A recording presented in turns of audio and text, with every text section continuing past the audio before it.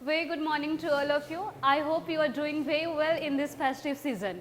So today we're just going to discuss MCQ of our second chapter and that is tissue.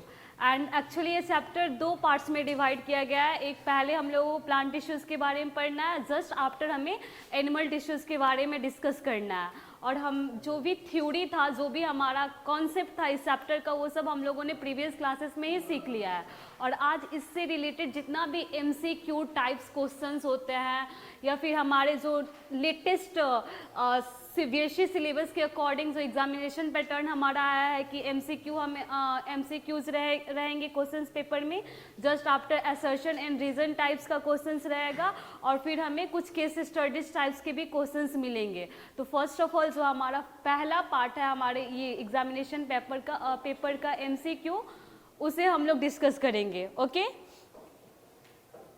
So first questions we have, which tissue is present at the growing tips of streams and roots? It's a very easy question and discuss भी हो चुका है पहले भी.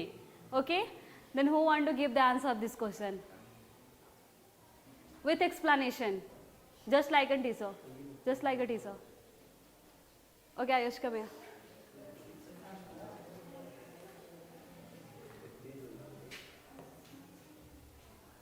Which tissue is present at the growing tips of stem and roots? Mesmatic tissue. तो question explain करो, कैसे, क्या क्वेश्चन क्या बोल रहा है हमसे? क्वेश्चन बोल रहा है कि in front of camera, come here.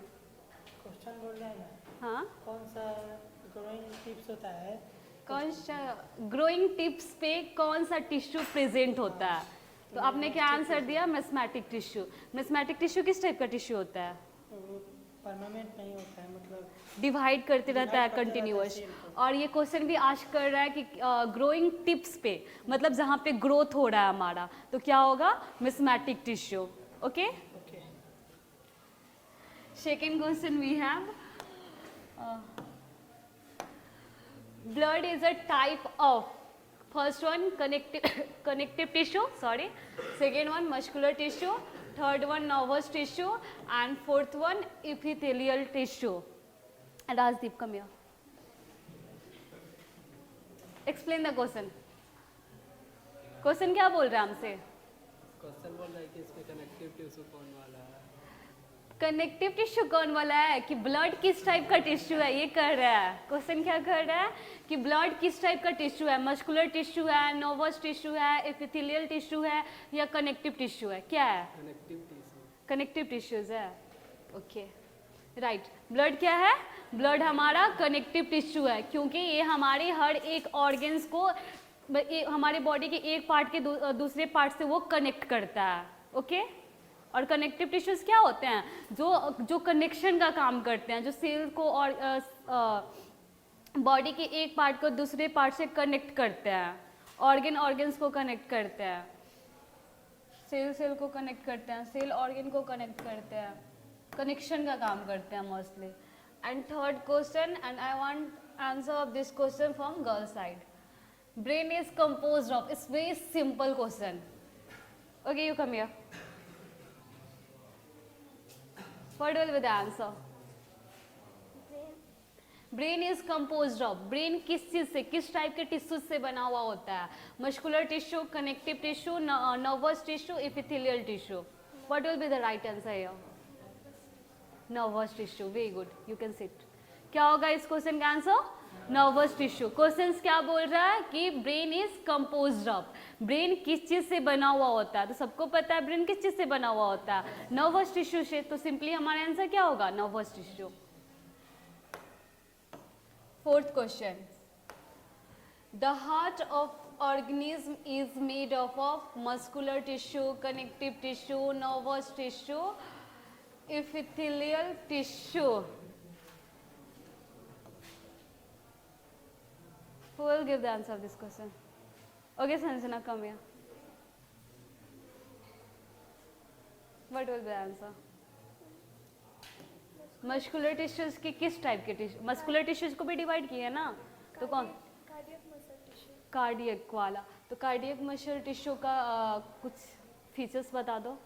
Cardiac muscle जो स्मूथ मसल और स्ट्रेटेड स्मूथ मसल और स्ट्रेटेड मसल, स्ट्रेटेड मसल दोनों के कुछ फीचर्स दोनों के फीचर्स उसके अंदर है। जैसे कि स्मूथ मसल का कौन सा फीचर है कार्डियक मसल के अंदर? इनवॉलेंट्री वाला, हमारे कंट्रोल में नहीं होता है। और स्ट्रेटेड मसल का कौन सा फीचर है कि उसी के जैसा उसका शेप होता है, सिलेंड्रिकल शेप होता है और वहाँ पे स्ट्रेशन भी प्रेजेंट होता है। बट वो जो होता है सिलेंड्रिकल शेप का तो होता है, लेकिन वो हमारे ब्रांचेस के फॉर्म में होता है। लेकिन स्ट्रेटेड मसल में जो शेप था, जो स्ट्रक्चर था सेल का, वो कैसे था? सिलेंड्रिकल था लेकिन अनब्रांच था। Got it? Next question, question number 5. Skin of hand is composed of muscular tissues, connective tissue, nervous tissue, epithelial tissue. If from second bench, first one, come here. What is the answer? Skin of hand is composed of connective tissue. फिर first time में connective tissue क्यों टिक की है? इतना confusion. हमने क्या पढ़ा था कि इपिथेलियल टिश्यूज क्या है? प्रोटेक्टिव लेयर है हमारे बॉडी का। जो हमारा स्किन है किस चीज से बना हुआ है? इपिथेलियल टिश्यू से बना हुआ है। ये तो डायरेक्ट हमने स्टेटमेंट ही पढ़ा था, तो फिर यहाँ पे तो डाउट आने की कोई चांसेस ही नहीं बन रहा है। क्या होगा इसका answer? Epithelial tissue. You can sit. बहुत ही ज्यादा सिंपल क्वेश्चंस है। Water and minerals are transported by, इससे ज्यादा सिंपल कुछ हो सकता है? ओके, ये Raman house.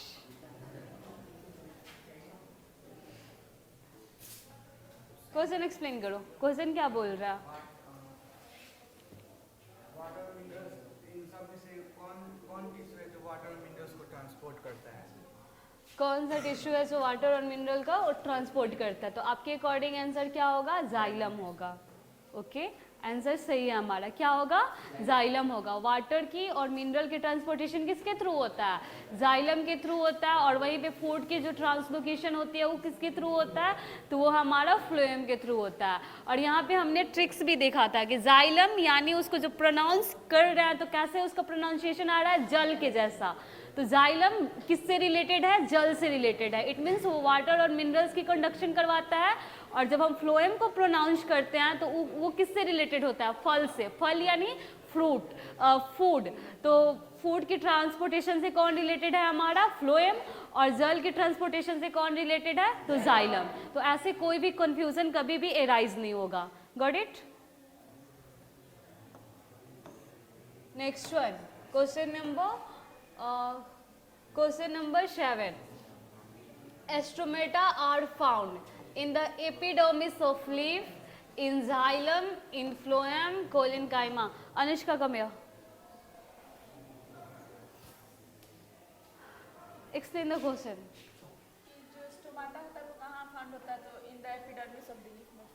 Okay. Tanya, come here. Tanya नहीं आई ना? श्रेया, sorry. Tanya बोल. Come here. You can sit. Stomata मतलब क्या होता है? जिसके अंदर फूड ट्रांसपोर्ट। स्टोमेटा जिसके अंदर फूड ट्रांसपोर्ट होता है। हाँ, स्टोमेटा क्या होता है? स्मॉल जिसके स्मॉल होल्स होता है जिसके अंदर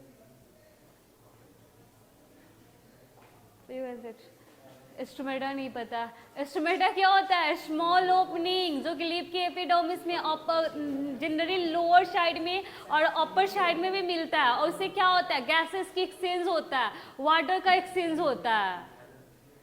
ट्रांसपिरेशन प्रोसेस किसके थ्रू होता है? स्टोमेटा के थ्रू होता है ना। जो एक्सेस वाटर होता है प्लांट बॉडी को, उसको हम लोग रिलीज करते हैं एटमॉस्फेयर में, इन्वायरमेंट में। प्लस गैसेस की एक्सचेंज, जैसे कार्बन डाइऑक्साइड को जब लेना होता है तो कार्बन डाइऑक्साइड लेता है फोटोसिंथेसिस करने के लिए दिन के टाइम में। और जब फोटोसिंथेसिस करता है तो उसका रिजल्ट क्या होता है? वहाँ पे ऑक्सीजन की प्रोडक्शन होती है। तो उस ऑक्सीजन को रिलीज कैसे करता है? स्टोमेटा के थ्रू ही करता है। ये सारा इवेंट कब होता है?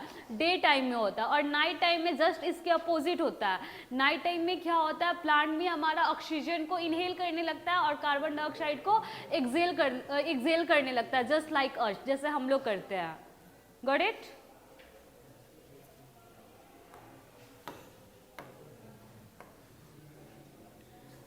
Which muscles act involuntary? Striated muscle, smooth muscle, cardiac muscle, skeletal muscle. Shundram, come here. Question सही ढंग से एक्सप्लेन करो, देन आंसर. इसमें से कौन सा मसल इनवॉलेंट्री है? इनवॉलेंट्री से आप क्या समझते हो? इनवॉलेंट्री वॉलेंट्री से आप क्या समझते हो? कंट्रोल में नहीं होता है, जो हमारे कंट्रोल में नहीं होता. नहीं होता है, ओके, एंड वॉलेंट्री जो कंट्रोल में होता है. क्वेश्चन क्या बोल रहा है कि कौन से मसल हमारे कंट्रोल में नहीं होता है, इनवॉलेंट्री होता है. तो आपके अकॉर्डिंग कौन सा सही आंसर है यहाँ पे? Cardiac muscle. हाँ, एक कार्डियक मसल है जो कि इनवॉलेंट्री नेचर शो करता है, और एक smooth muscle. Smooth muscle. It means 2 और 3. 2 और 3 कौन से ऑप्शन में है? बी. बी. तो what will be the correct answer? B. Okay, you can sit. Question क्या बोल रहा है?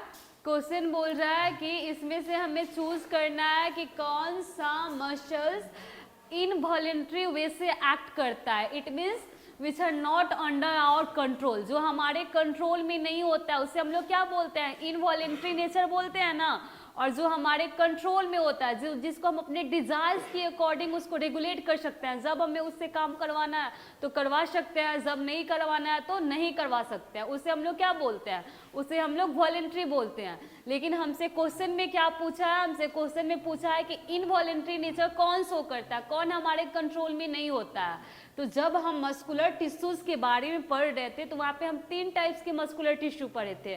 फर्स्ट ऑफ ऑल हम स्ट्रेटेड मस्कुलर टिश्यू देखे थे, जिसे हम लोग स्केलेटल मस्कुलर टिश्यूज भी बोलते हैं, और वो बोन से कनेक्टेड होता है. बोन्स हमारे कंट्रोल में होता है, दैट्स वाई वो भी हमारे कंट्रोल में होता है. इट मीन्स वो कौन सा नेचर शो करता है? वो वॉलेंट्री नेचर शो करता है.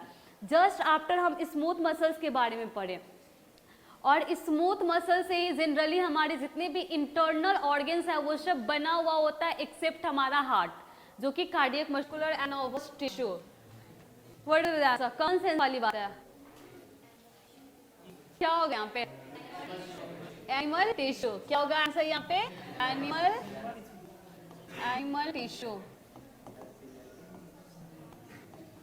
एनिमल टिश्यू कितने भाग में इसको हम बांट सकते हैं? तो इपिथेलियल टिश्यू में, कनेक्टिव टिश्यू में, मस्कुलर टिश्यू में और नर्वस टिश्यू में. हमने भी पढ़ा एनिमल टिश्यू को, वहाँ पे हमने देखा कि इसे 4 टाइप्स में हमने क्लासिफाइड किया. फर्स्ट ऑफ ऑल हम लोग इपिथेलियल टिश्यू डिस्कस किए, just after muscular tissue.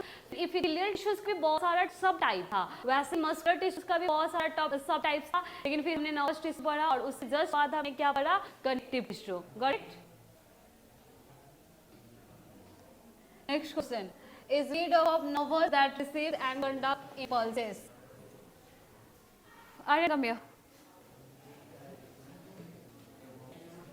What is that? हाँ? लिखा ही नहीं आता.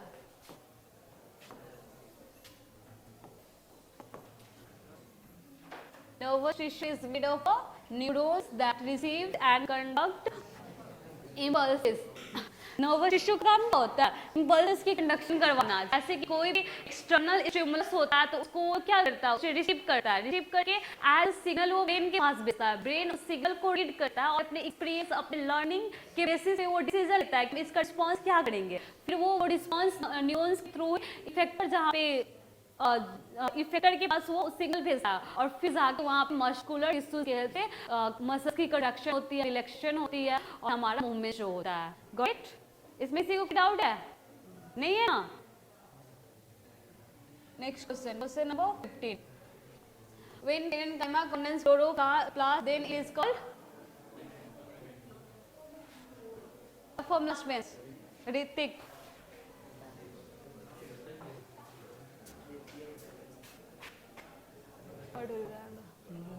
लिखो current time.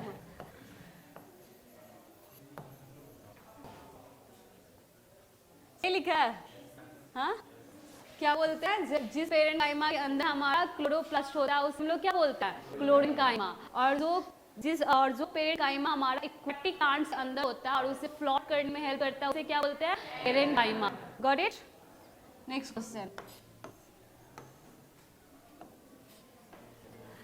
Is the meristematic tissue at the base of the leaves और इंटरनोड्स ऑफ द स्टेम। जब हम मैस्मेटिक टिश्यूज के बारे में पढ़ रहे थे तो वहाँ पे हम लोग उसका 3 टाइप्स पढ़े, ठीक है। तो वहाँ पे हमने देखा कि एक टाइप का जो हमारा मैस्मेटिक टिश्यू होता है वो लीव्स के बेसिस पे जो स्टेम के इंटरनोड्स और नोड्स पे प्रेजेंट होता है। तो ठीक वही क्वेश्चन यहाँ पे पूछा है कि कैसा मैस्मेटिक टिश्यू हमारा लीव के बेसिस पे और स्टेम के नोड्स और इंटरनोड्स में प्रेजेंट होते हैं। तो इसका आंसर कौन देना चाहता है? कि मैं दे देता हूँ, क्या होगा इसका आंसर? Intercalary meristematic tissue.